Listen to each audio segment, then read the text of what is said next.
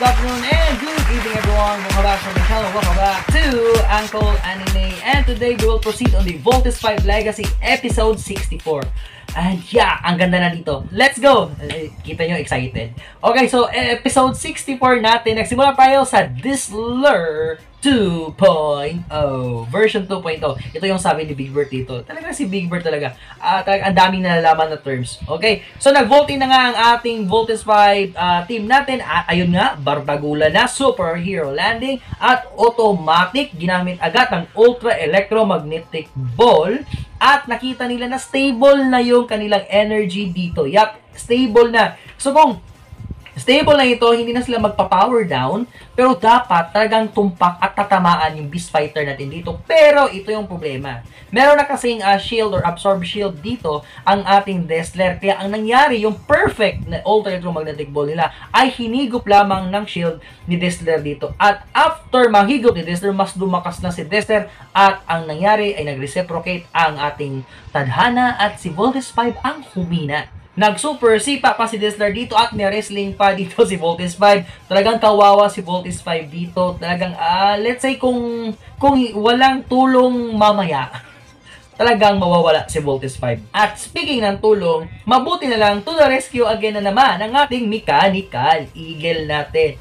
Yeah. And then, sabi nga dito, na-communicate ang ating Mechanical Eagle. And no choice ang ating Voltes 5 team. Ito'y dapat sumunod kung ano man ang mga communication ng Mechanical Eagle natin. Sabi pa nga nila, baka daw, ano naman, isang trap na naman. Kasi yung planong ibinigay, hindi daw umubra. Pero kasi yung plano na yun, ito yung kasunod. So, dapat sumunod ang ating Voltes 5 team sa Mechanical Eagle. Kahit nag-power down na sila, gumamit pa sila pa rin ng booster, lumipad ang ating Voltes 5 team. And nagka-line ang ating Mechanical Eagle at pinush nila ulit yung parang bolt-in button nila, which is kay Steve yun.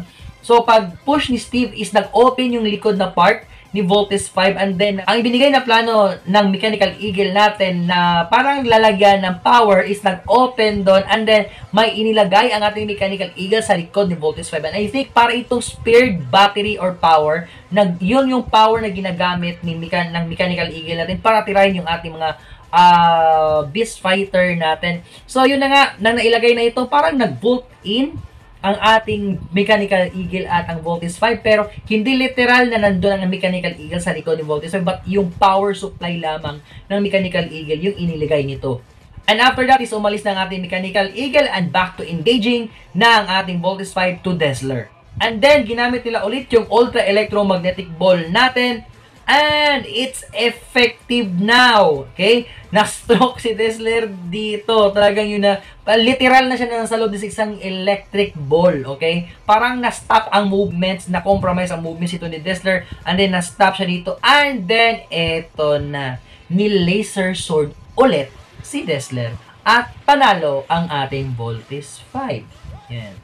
So, ayun, galit na naman yung Sarabos natin. And then, balak pang sundan ng Voltes 5 team dito ang ating Mechanical Eagle. Pero, nag-hypersonic ang speed ng ating Mechanical Eagle at hindi nila ito nasundan. Ang bilis ng ating Mechanical Eagle. So, ayun, hindi nasundan ng Voltes 5 ang ating Mechanical Eagle. At nakita naman din dito kung saan naglanding ang Mechanical Eagle natin at babalikan natin yan mamaya.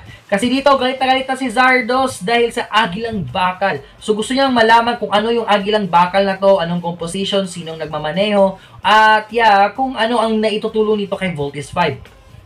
So ang Mechanical Eagle pala ay kasamahan ng ating mga rebuilding Bosenians at ang pilot dito ay si General Watson. Yeah, si General Watson yung kaibigan ni Rotgar na isang general din sa Bosenia na pinuto niya ang kanyang sungay na pagiging aristocrat doon sa Bosenia para tulungan ang kanyang kaibigan na si Rotgar sa pagre-rebelde for the rebellion at for the freedom of the Bosenian slaves. Okay? At nakita natin dito na buhay nga si Rotgar kasi nagpakita na siya dito. At ito yung isa sa pinaka nagustuhan ko na term na ginamit dito, yung Nieva Repression o mabuhay ang revolusyon. Parang ganun, okay? And then, yeah, also for Bosenian. So that's it. So ito yung nangyari sa ating episode 64 natin. Short lang, pero yeah, it's full of action. Napakaganda na naging sa wakas, for how many times na trinay dito ni Voltes 5 ang Ultra Electromagnetic Ball is mas naging effective na siya.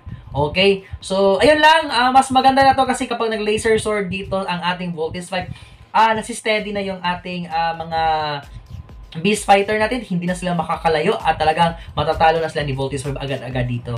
Okay, so that's it for now guys. Salamat sa lahat ng mga nanonood, mga manonood pa, sa mga nag-subscribe, sa mga magsasubscribe pa, thank you so much. Sa lahat ng mga nanonood, ng mga old ko ng mga contents, thank you din po. At pwede nyo mapanood yung iba ko pa ng mga contents, punta na kayo sa playlist, marami doon, marami kayong mapagpipilian. At I think more of my contents about the hobby, so marami doon. Okay? So that's it for now guys, thank you so much. Good morning, good noon, good afternoon, good evening, and good night. Today, signing out, Uncle Anime. Let's go till next time, but for now,